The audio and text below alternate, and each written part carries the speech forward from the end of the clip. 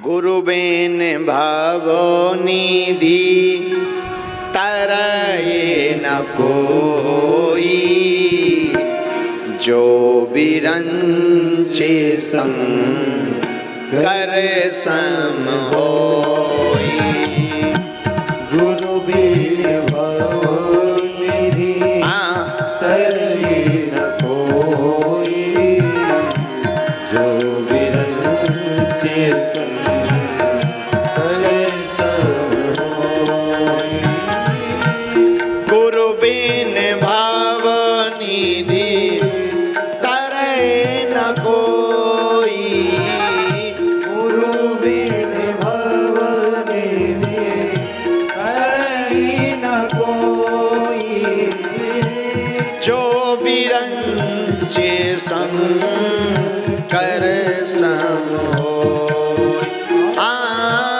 जो बिरंचे शंकर। दोनों हाथ उठा करके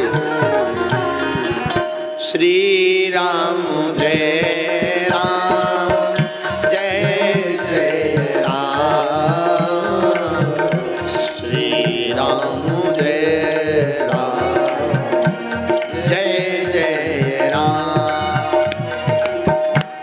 श्री राम जय राम, बालाजी जय जय राम। आहा। श्री राम जय जय राम। गुरु के बिना भव सागर से पार होना बड़ा मुश्किल है। चाहे आप शिव जी के ही समान क्यों ना हो।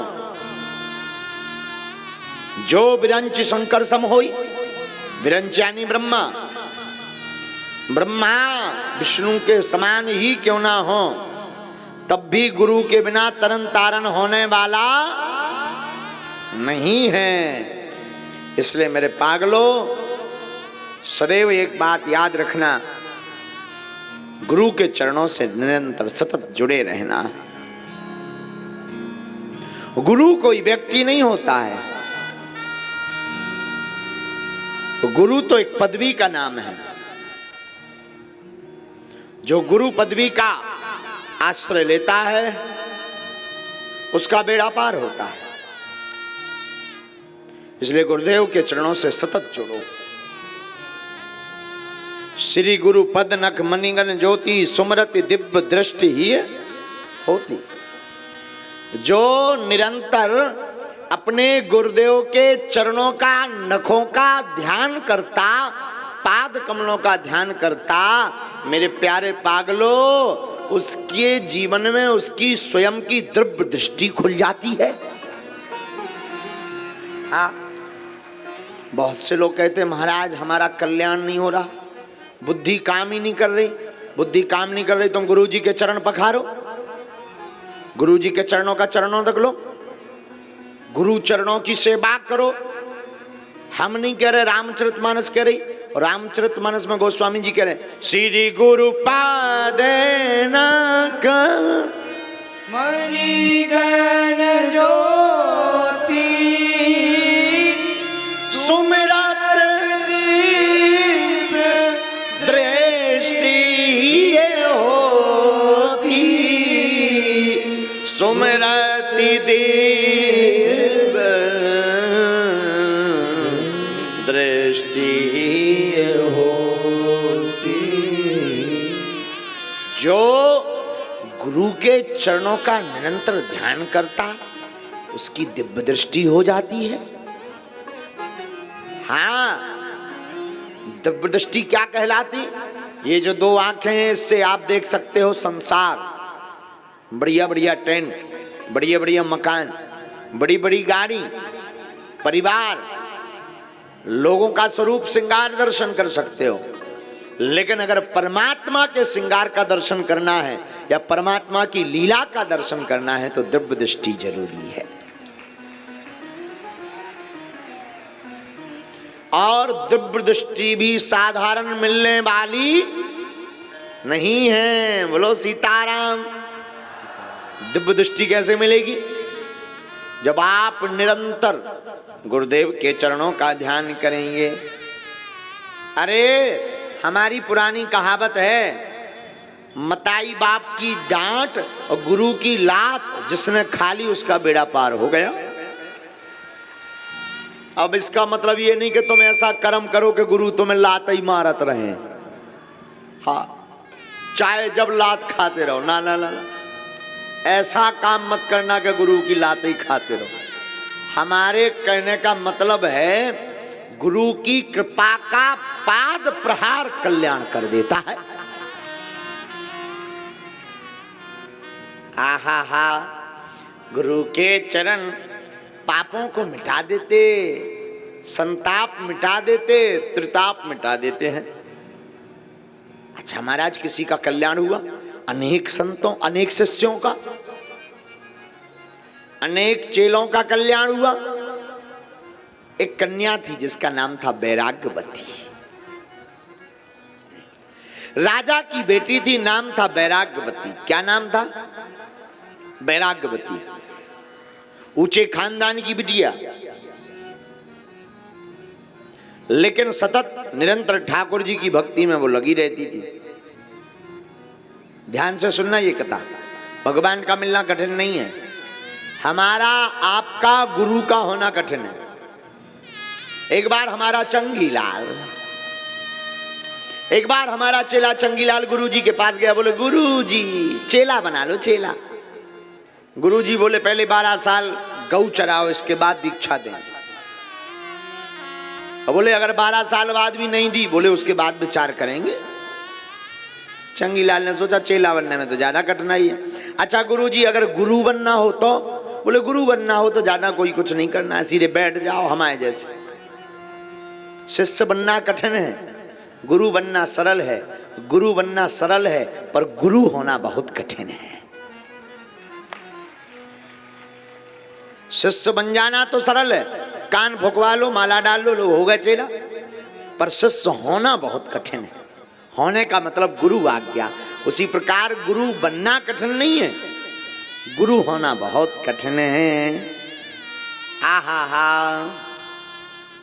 तो राजा की कन्या बैराग्यवती, वाह वाह, बैराग्यवती बड़ी धर्मपरायण, सदैव ठाकुर जी की भक्ति में रत रहती थी। गोविंद के गीत गाती, भगवान के भजन करती, भगवान को रिझाती थी। दिन रात बैराग्यवती ठाकुर जी की भक्ति में ही लगी रहती। राजा बड़ा क्रोधित रहता था। एक दिन राजा ने कहा तू निरंतर भक्ति में लगी रहती, तेरा महल में रहना उचित नहीं है, तो एक काम कर मंदिर में ही रहे। तो किले के अंदर जो मंदिर था, मंदिर के बगल में एक महल बनवा दिया राजा ने। उसका दरवाजा बाहर की तरफ कर दिया, क्योंकि दिन रात राधे कृष्णा वो उच्च स्वरों में गाती थी। राजा के कानों में बड़ी परेशानी होती थी। आहा हा, अब तो बैराग्यवती और बाबरी हो गई। अब तो किसी का भय नहीं, किसी की डांट नहीं। सुबह हो या शाम गोविंद के गीत में वो भरी रहती, गोविंद को लाड़ लड़ाती, ठाकुर जी की सेवा करती, भगवान की भक्ति करती। बार बार गोविंद से यही प्रार्थना करती, तुम बिन कौन हमारो, तुम बिन कौन हमारो, तुम बिन कौन हमारो, तुम बिन कौन हमारो। रोती रहती, अश्वन धारा उसकी बहती रहती। आंखों से धारा निरंतर बहती रहती। एक दिन एक चोर, चोरी करने वाला डकैत ने महल के पीछे चोरी करने का विचार किया, तो जहां वैराग्यवती रहती थी वहीं छिप गया, महल के पीछे। उसने कानों से सुना कि भगवान अब कृपा करो, ठाकुर अब कृपा करो। उसे लगा ये बढ़िया मौका है, इसको पागल बनाने में कोई ज्यादा दिक्कत नहीं है। वो बार बार प्रार्थना करती, संतों का संग मिले, गुरुओं का संग मिले, हे गोविंद ऐसी लीला करो, संतों का संग मिले। इसने सोचा ये बढ़िया उपाय है। तो डकैत ने झूठा भेष साधु का बनाया, झूठा। अब साधु बनना भी क्या कठिन है। पीले कपड़ा पहन लो, 2.5 एकड़ में चंदन लगा लो, 4-6 माला पहन लो बन गए साधु। साधु बनना सरल है, होना बड़ा कठिन है, होना बहुत कठिन है। तो साधु बनकर के वो डकैत उस राजा की बेटी वैराग्यवती के पास पहुंचा। देवी पानी पिलाओगी क्या? आइए भगवान, आइए आइए, आप ठीक पधारे। स्वागत किया संत जान करके, प्रणाम किया वैराग्यवती ने। भगवान पानी लीजिए। वैराग्यवती पानी लेकर के ही आई, तब तक उसने पैंतरा बदल लिया। ए सुनो, हम तो उसके हाथ से पानी पीते हैं जो गुरु दीक्षा लिए। क्या तुमने दीक्षा ली? दीक्षा तो नहीं ली, तब तो हम पानी नहीं पिएंगे, हम जाएंगे। महाराज जाइए मत, एक काम करो, आज तक हमने दीक्षा तो ली नहीं, आप ही दीक्षा दे दो, पर भोजन पालो, पानी ग्रहण कर लो। डकैत ने सोचा ये तो बढ़िया रहा। देखो हम दीक्षा तो देंगे पर यहां नहीं, कहां? जंगल में। चलो सामान उठाओ, जो आज्ञा भगवान। वो तो संतों के प्रति बड़ी समर्पित थी। ऐसे नहीं, जितने गहने सोना चांदी हो सब पहनकर दीक्षा लेनी चाहिए। वैराग्यवती भी भोली वाली, जय हो आपकी। राजसी कन्या, राजा की कन्या, महंगे महंगे गहने सोने चांदी उसने पोटली में बांधे, कुछ धारण किए। महाराज अगर आपकी आज्ञा हो तो मैं कुछ वहीं धारण कर लूंगी। ठीक है। जंगल में लेवा गया, जंगल में ले जा करके आहा हा आंख बंद करवाई, एक वृक्ष से बांध दिया और कहा सुनो, जब तक हम वापस आ ना जाएं स्नान पूजा करके तब तक तुम आंखें मत खोल लेना, हमारी आज्ञा है। और गुरु आज्ञा का उल्लंघन करोगी तो महापाप की भागीदार नहीं बनोगी। भगवान हम नहीं खोलेंगे। आंखें बंद करवा दी, संपूर्ण संपत्ति ली उस डकैत ने और लेकर के भाग गया। 1 दिन हो गए, 2 दिन हो गए, राजा को खबर लगी कि हमारी कन्या तो महल में नहीं है। तो ढूंढा गया, कहां गई?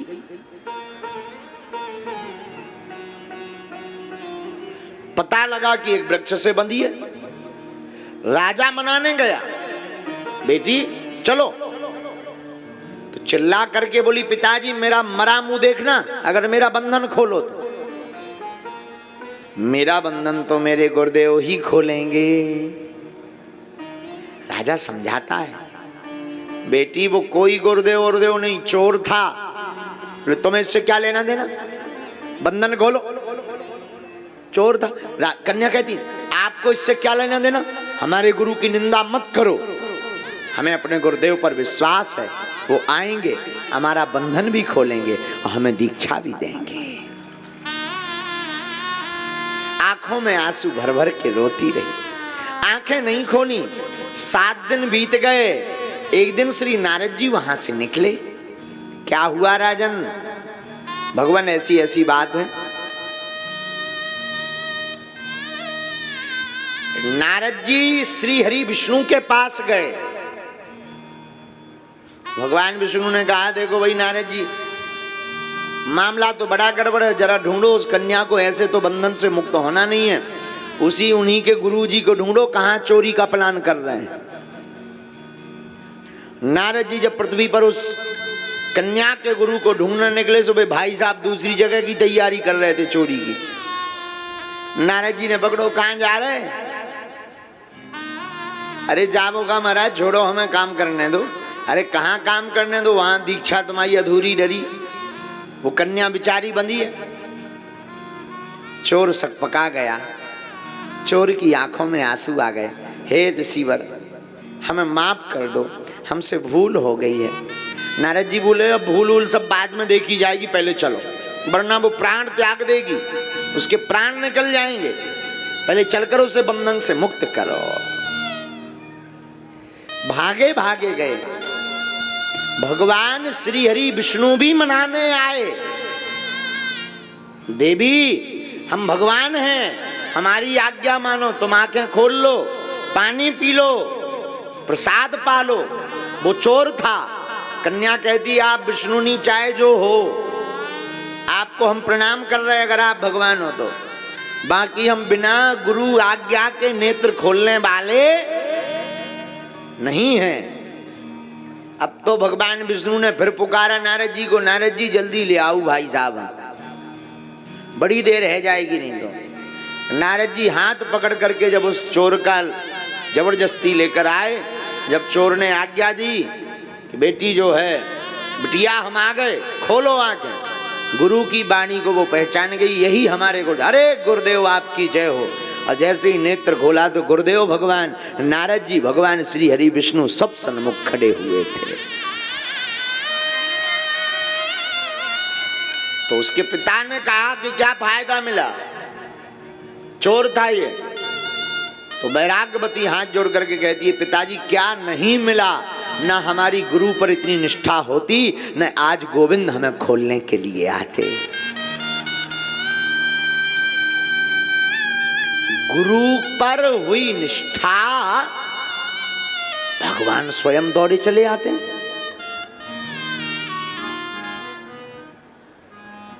गुरु पर निष्ठा बहुत जरूरी है। इसलिए मेरे पागलों, गुरु पर निष्ठा रखो, गुरु चरणों पर निष्ठा रखो।